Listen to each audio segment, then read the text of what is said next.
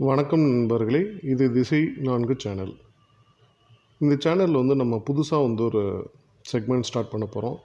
அதாவது தமிழ் சொல்லும் பொருளும். தமிழில் நம்ம நிறைய சொற்கள் பேசுவோம்.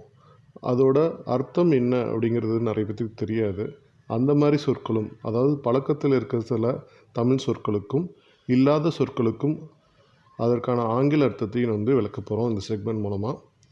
இந்த வீடியோவில் ஒரு 5 வேர்டு நம்ம ட்ரை பண்ண போகிறோம். மேற்கொண்டு பார்க்கலாம். முதல் வார்த்தை முட்டுக்கட்டை. Person or object which is in hindrance. நமக்கு தடையாக இருக்கக்கூடிய ஏதாவது ஒரு சொல்லோ இல்லை ஒரு பொருளோ இல்லை ஒரு பர்சனோ, அதாவது ஒரு உயிரினமோ யாரோ ஒருத்தர் தடையாக இருக்கிறாங்க அப்படின்னா அவங்கள நம்ம எப்படி சொல்லுவோம் அப்படின்னா முட்டுக்கட்டை அப்படின்னு சொல்லுவோம். இல்லை அந்த பொருள் இதற்கு தடையாக முட்டுக்கட்டையாக இருக்குது அப்படின்னு சொல்லுவோம்.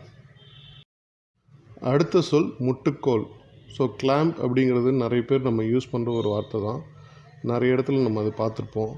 இந்த பைப் ஃபிட்டிங்லலாம் இந்த கிளாம்புங்கிற வார்த்தை யூஸ் பண்ணியிருப்போம். ஆனால் கிளாம்புக்கு தமிழில் முட்டுக்கோல் அப்படின்னு சொல்கிறாங்க.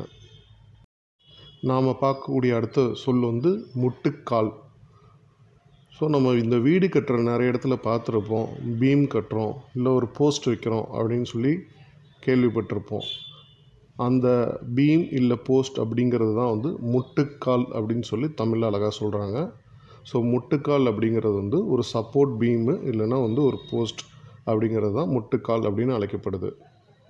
அடுத்த சொல் பார்த்திங்கன்னா முட்டுச்சுவர், பட்ரஸ் அப்படின்னு சொல்கிறாங்க. ஸோ நம்ம இந்த பீம் இல்லை போஸ்ட் எடுத்துருவோம். அது கொஞ்ச நாள் தற்காலிகமாக வச்சுட்டு அதுக்கப்புறம் அதை எடுத்துருவாங்க. ஆனால் இந்த முட்டுச்சுவர் அப்படிங்கிறது பார்த்திங்கன்னா அந்த வால் அழகாக இப்படி தாங்கி பிடிக்கிற மாதிரி இருக்கும். அது எப்பயுமே அந்த பில்டிங்கோட அட்டாச்சாக தான் இருக்கும். ஸோ அந்த மாதிரி இருக்கக்கூடிய சுவர்கள் பார்த்திங்கன்னா முட்டுச்சுவர் அப்படின்னு சொல்கிறாங்க. நிறைய வெளிநாட்டில் இந்த மாதிரி சுவர்கள் இருக்கும்.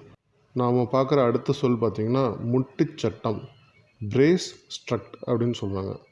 ஸோ இந்த பிரேஸ் ஸ்ட்ரக்ட் அப்படிங்கிறது எங்கே இருக்கும் அப்படின்னு பார்த்திங்கன்னா இந்த ரேஸ் கார்லலாம் நிறைய உபயோகப்படுத்துகிறாங்க. ஸோ அந்த இன்ஜினுக்கு மேலே இந்த பிரேஸ் ஸ்ட்ரக்ட் வச்சு அட்டாச் பண்ணி வச்சுருப்பாங்க. ஸோ அந்த மாதிரி ஒரு அமைப்பை தான் முட்டுச்சட்டம் அப்படின்னு சொல்கிறாங்க. முட்டு கொடுத்து அந்த ஒரு சட்டம் வடிவில் இருக்கிறதுனால முட்டுச்சட்டம் அந்த இடத்த பாதுகாக்கும். இது நாம் இன்றைக்கி உங்கள்கிட்ட பகிர்ந்து கொண்ட இந்த 5 சொற்களும் புதுமையாக இருந்திருக்கலாம், இல்லை உங்களுக்கு ஏற்கனவே தெரிஞ்சதாக கூட இருந்திருக்கலாம். இது உங்களுக்கு பிடித்திருந்தால் உங்களோட நண்பர்களுடன் ஷேர் பண்ணிக்கோங்க. நம்ம சேனலில் இது மாதிரி ரெகுலராக வீடியோஸ் விரும்புனீங்கன்னா கீழே கமெண்ட்ஸில் போஸ்ட் பண்ணுங்கள். நன்றி, வணக்கம்.